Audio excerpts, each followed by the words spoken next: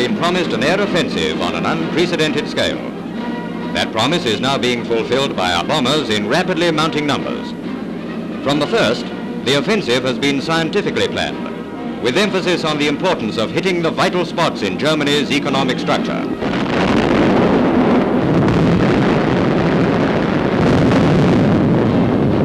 Photographic experts prepare details of the most vulnerable points for the guidance of pilots. According to the strategic needs of the moment, an attack is being planned on Nazi-operated factories in the outskirts of Paris. The trained eyes of the expert identify his objectives from photographs such as these, on which large factories appear like small boxes and roads like narrow trenches.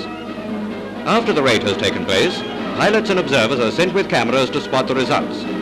Normally they carry still cameras, but on this occasion they added a movie camera as well. So in a way, this was an historic flight. Historic in the sense that thanks to the movie camera, you can go along also.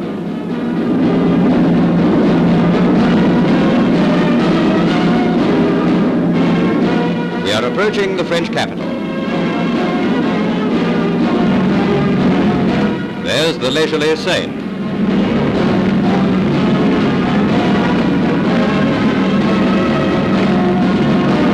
There are the tree-flanked boulevards of Paris, city of culture. But on the outskirts of this once proud and independent city, there are factories forced to work for the German war machine. And here is the vital spot, a concentrated area of good targets. The squares which you see being drawn enclose the famous Goodrich Tire Works, responsible for 1/4 of the whole French tire manufacturing output.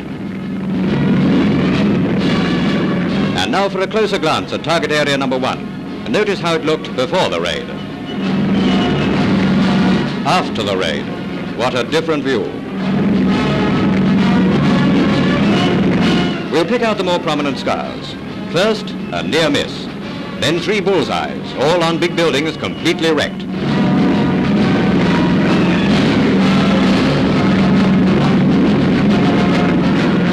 And don't overlook the effect of blast on nearby plant.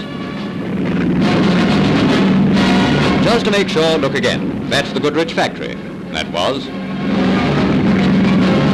Now for target area number 2, another important building in the same group of works. Here's a close-up before the raid. Et maintenant, voilà. The buildings in target area number 1 were large. This one is larger.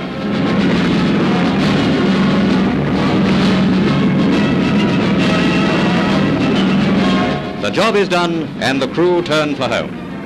Thanks to the photographs taken on the trip, proof positive has been brought back of the effectiveness of the raid. Step by step, the records of our planned attack are piled up for future reference and future action. That action will be tantamount to a second front in the air when, in the words of the Commander-in-Chief Bomber Command, the Third Reich will be scourged from end to end, and the 1,000 bomber raids shall appear like the gentle zephyrs of summer before the winter storm.